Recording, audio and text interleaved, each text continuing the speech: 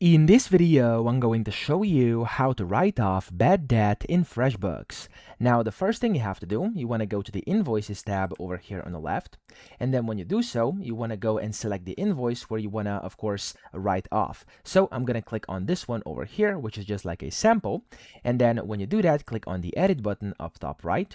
And then from here, you want to add a new line. And in here, of course, the new line is going to be bad debt. So I'm going to type in bad debt like this. There we go.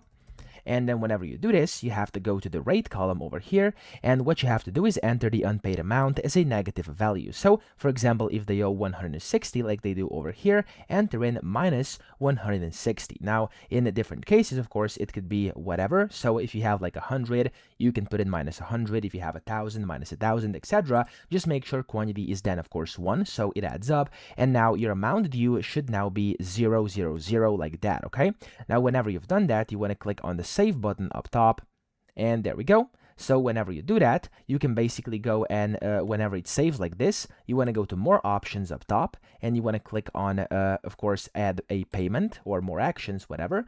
And then here you can basically leave the amount field as 000. And here where it says choose the payment method, you want to go and put this as something like other. Okay, so we have other over here. I'm going to click on other, and you can add notes, basically specifying it's a write-off. So for example, you can type in write-off like this, just so you know. Like that, there we go.